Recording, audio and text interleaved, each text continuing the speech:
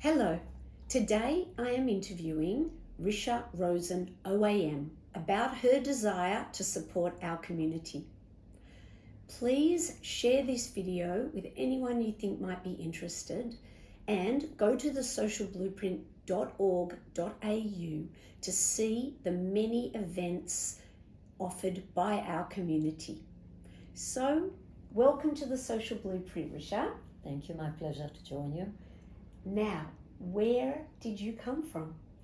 Well, I came from Poland, but I was originally born in Russia, in Siberia, in 1941. That tells you how ancient I am. And I came to Australia. I grew up in Poland, not knowing I was Jewish. And we arrived in Australia in 1957. I went to Macrob. We didn't know any English. It was a struggle for me at school. And someone invited me to join Hashomer, which I didn't know what it meant, but I met many young people my age, and I discovered Jewishness and loved it. And then from then on, I struggled with my studies and with my career. I worked, I got married very early, had 2 children, divorced 5 years later. Unfortunately, I had a tragedy. My daughter was 8.5 and she died, but I wasn't going to give up. Also, I've been divorced and remarried, and my husband has a son, Peter, who is the same age as my son, and Mark lives in Adelaide, and Peter and his wife are both judges of the county court. We're very proud of them. We have 2 grandchildren, twins, boy and a girl, also successful, so we're very, very lucky. I feel very privileged to have been invited to join the Bendigo Bank committee when it was starting by Sam Parasol and Sandy Anderson, and I discovered the world of community work and community spirit. And I went from one thing to another, and it's been really a wonderful journey, and we have achieved a lot, and I've learned a lot, and I've shared a lot. So I think that it's a wonderful concept to support community organizations that are doing such good work, such vital work for Australian community and for Israel. And they need grants that we provide. We started from small, and now we are, I don't know exact numbers, but I think we give millions of dollars, and it's really appreciated. So I'm very, very fortunate. I perhaps had some experience before joining the Bendigo Bank. I was fortunate to have some leadership roles with National Council of Jewish Women of Victoria, that I started off in an office, and then I was invited on the board, and of course no one wanted to be a president, so that was me. After 6 years, I was also going to National Council of Women meetings with the late Sylvia Gurman, who schlepped me, who co-opted me, and I was a president there for 3 years, and that was a challenge, because there were different church groups and school groups, and it was quite a different world. And then again, I was invited to be a national president, which was a huge honor, but a responsibility. And I went to all the sections and made friends all over Australia, as well as I went to the international conference in South Africa, which was just wow. So I met people around the world, and to this day I've got friends across Australia and even internationally. And with Bendigo Bank, it was in between the presidencies that I was asked, and I just threw myself into it. I invited many friends on that committee, because we needed, I think, $750,000 to start the bank. Yes. In Caulfield, and it wasn't easy. A lot of people were skeptical about it, but there was just no banks left in Caulfield, so it was really the only thing. And it is such a great success story. We've been lucky with the last manager, and he's been wonderful. He's been there, I think, 10 years now, Jeep Nash. But the previous managers were some good and some not so good, but we worked together as a very cohesive group. It's just been a fantastic way of supporting the community, and I think the branch itself has won many prizes for the best management, for the highest figures in business, etc., which probably you know from our reports. And I followed up, although I'm not on a committee anymore. I was a director. I'm the ambassador. I call myself an ambassador. And even now, I've been called to join the history committee, which has been, we nearly completed. And that's, we have actually, Bendigo Bank, the Caulfield branch, has employed a person, a historian, and we're nearly completing that too. So there'll be big celebrations and a big promotion for the bank that is a real winner, and and what we pride ourselves, what the bank does, they give a lot of personal service. They really care. The banks say they care. I was in the bank today, and oy vey, they care. Really have to beg and wait, and really not easy. So I think the personal touch, the personal approach is so important, as you know, and that same goes for community organizations and for fundraising and for everything you do. You need to engage with the people. And I always say you have to make, if I wanted money from people, which I often did, I said you have to make this person feel that this is so important for them to give, yes, to achieve, that you're fortunate that you're asked, that you're invited to give your money away. And very often I want. So, yes, so I'm still enjoying what I can, even in my mature age. Thank you. Thank you. So I want to break down, you've really shared so much with us, thank you. I want to break down what brought you to it, how did you get to Australia? So I'm going to go right back now. Well, as I told you, we lived in Poland, and there was a lot of anti-Semitism, which I didn't feel. My brother, who was 4 years older, he did. He was Yes. dark-haired, and I was little blonde, curly, Polish little, girl. Yeah. Yes, it was probably to protect me. And then one day, I was 15 then, my mother said, and sometimes they spoke, and I thought it was German, they didn't tell me it was Yiddish. They always spoke that we wouldn't understand, of course. And if it was gefilte fish, well, I didn't know it was Jewish, it was just food. So we didn't have anything to do with Jewishness at all. Well, you did, but you didn't realise. Yeah, well, that's right. I didn't realise it was anything. Right. So when parents said, we're going to Australia, I said, why?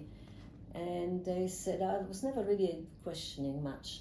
Mm. They said, because we're Jewish. And I said, well, what's Jewish? Mm. It was just such a unknown, strange word, Yes. So we were very fortunate because my parents found that there were 3 different families that would support us. Then, it's not like today. And they had to guarantee for us. There was no dole, there was no pensions, not for us anyway. And my mother was a nurse, and my father was a pharmacist. Of course, they couldn't work here. So we had a really very difficult time. My brother, who was studying engineering in Poland, he started to study here engineering at RMIT and worked for an electrician as well. So we were all prepared to work. And my late mother used to say, I want to kiss the ground that Australia let us in. Yes. What year was that again? That was 1957. Okay, 57. Yeah. And where did you come to live in Australia? What was the first stop? It was Melbourne. What part? It was in Elwood, Vautier Street. Yes. They rented a little house for us. Who's they? The friends, the families that brought Supported us. you, yes. They paid the first month's rent. They brought us food, and one of their friends came around and he took us driving. I didn't know what Melbourne was, and then first ice cream on a stick. I've never seen that before. I mean, there was things, and I saw my mother used to joke. There was said good year, it was about. She thought everyone is wishing us good year, and it was the tyres. Oh, Little things like that, or Yes. bring a plate. What do you mean, bring a plate? how did these three families support you? Did they come through an organisation, or were they just good-hearted people that heard that there were refugees coming? There were, look, one family was the Hofstadters, and my parents spent some time, or met still in Russia, Yes. right? Then the Magazanics, if I say Mr. Magazanik, his first wife was a cousin of my mother, still in Poland, and she perished. But so my parents sort of found them or dug them up, Right. And Mr. Magazanik had a partner in his business, Mr. Ziskind.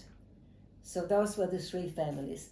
With the Hofstadters, Gabby was, I think, Dux of the school. She just finished. So Mrs. Hofstad took me, like they say, by the hand, and we met the headmistress at Macrob, and I got in. I mean, today you have to have exams and everything. Yes. I was a novelty. There weren't that many girls, and I made friends with some Jewish girls, and even two of them died since. You make friends through your school or your children's school or kindergarten. So we've been firm friends, and they were helpful. But we had to do it really very much on our own. Parents. Yes. And finding out that you were Jewish, how did that change your life? Do you remember at that time? Well, it did. First of all, my motto is, I felt I belong. I belong to Jewish community. If I may say, I belong to Bendigo Bank, because I put all my heart into whatever I'm doing. I get very passionate about whatever I'm doing, right or wrong, but I do. And it was very important, and I'm a member of Temple Beth Israel, which I'm very proud of for many years. I'll just tell you a little anecdote. I'm not sure if you want to use it. When I got married to Richard, we had 3 children under Huppah, and Rabbi Levi then said, how lucky you are, children, to see your parents getting married, So it's been a little joke that, they were already 7 and 9, yes. So it's been a rough road, but it's been a great journey that I can look back and say I'm glad I survived it, and a lot of it I enjoyed. My divorce took a lot out of me, and that was hard to survive with not much education or preparation for life, but Yes. I did typing, so I used to type envelopes. Yeah. And yes, and my But mother it sounds like you've done more than survive. It sounds like you've actually thrived, and Yes. you have really, you seem to enjoy challenges, and you're willing to take them on. Well, yes, I did, but I had to do that. I had to cope with the challenges. Yes. I had to, because I had 2 children to support. Yes. What I was getting from my ex for maintenance was pittance, So I just had to do it. But you're a very good example of perseverance, taking on the challenge, persevering and succeeding. Yes. Now, you've been mentioning the Bendigo Bank, but it's now renamed Caulfield Community Bank Caulfield Park. That's Caulfield what Park. You're talking about. Caulfield Park Community Bank. Yes. So you have said that the reason that they started the bank was because there was no bank in Caulfield, and you've been part of that founding committee. That experience for you, how has that changed you? And I'll start with that. Well, it hasn't changed me. It just made me realize that there's such a need for community bank, because there is nothing like it. Although already there was some community bank, Bendigo Bank community, like Glen Huntly and Hampton, and they were actually helping us. The chair would come and give us advice. So it seemed to work. So we weren't the pioneers. We were the pioneers in Caulfield and still are. But we were able to learn from the experience of other branches. And the Bendigo Bank itself has been very supportive. Yes, they've been really, and because they get the cream. I mean, let's face it, if we do well, they do well too. Yes. Yes, so. One thing that I have noticed in my experience with the community bank in Caulfield is their generosity in giving grants and awarding and noting like certificates for businesses in the area that are succeeding, and it really does provide a sense of community. Can you tell us what goes on behind the scenes? What I wanted to point out to you, that in recent years it's become Caulfield, like David Southwick, Caulfield and the Bendigo Bank, Caulfield Council or Glenira Council. Yes. So it's a double thing, it's a partnership, which is a wonderful idea. So it's the award from the Caulfield or the Glenira Council together with, we provide the dough. Yes. And when I was on the committee, and even after, when Kate Ashmore was the chair, she needed extra organizations who should get, because they try to not always have the same ones. And, you know, with my network, I said to this friend, why don't you apply, you know, and it worked. So, you know, and they're grateful that they were given the opportunity to try, and they got it, So, yeah. So what would you want to say to other women? Like, there are not many women that get involved in community as much as you have for so many years. And I really want to commend you for that, for grabbing the opportunities and helping our community. Have you got any wisdom that you could share with people? Look, it's very hard. There's many things. I think that out of necessity to support my children when I was on my own, I had to go out there and do. I started body corporate business, for instance, which for nearly 10, 15 years. And through recommendation, I got more blocks and more blocks. And that gave me more confidence. Yes. I used to say I was shy. I have a friend who laughs. She says, you know how to spell it? You know, she thinks that I'm, you know, go, go, go. But I'm not. I can take it if you say no. I can see, look, I'm not interested. Okay. But what can I say? There are many women now in government, in parliament, in businesses, in politics, in every walk of life. I'm just one of them. I don't see myself that I am the one that done most or more. I've done, like, if I may say, it's like a maternal drive, you know, to support the family, to protect the family. You have to go out and do it, you know, with that. And I was lucky because with Body Corporate, my husband helped me, even with Bendigo Bank. We were standing in the street promoting, saying to people, you know, like, you know, Bendigo Bank, you know, sign up. And some did and some didn't. But when you're successful, of course, they all came and said, yes, we want to be part of it. You know, success breeds success. And I think this is a very successful venture, if I may call it. Yes. And I think it will go on for many years. I don't know if other banks would consider it. Then would be more competition. I think other banks do give grants, but I've tried them and they were not that brilliant at it. Mind you, when I was president of National Council of Jewish Women of Australia, we had a bulletin which was used to be 3 times a year, then twice a year, and we had to get sponsorship. Yes. So I did. I was successful with the National Bank, with a few banks. It was hard going. You had to convince them that it's good for them to be seen in our magazine. But some of them said, no, we've got plenty. Now we're online, so who needs it, you know? Yes. So yeah, eventually it closed down because we just couldn't find sponsors. Yeah. So to me, it seems like you have had enormous perseverance and tenaciousness throughout your life. Thank you. It seems to me that you have been kind and fair throughout your life, and you have not shied away from obstacles. And this seems part of your, or a big part of your success. Would you agree? I agree. You're very generous with your praise. And I hope that you don't use all that material because people get bored. No, not at all. Okay. It's been such a pleasure, Thank you. Misha, No, it's having you at the Social Blueprint. Thank you. And we really appreciate you coming. We will place a link to Community Bank Caulfield Park at the bottom of this video. And everyone, please share this video with your friends, socialblueprint.org.au. Thank you.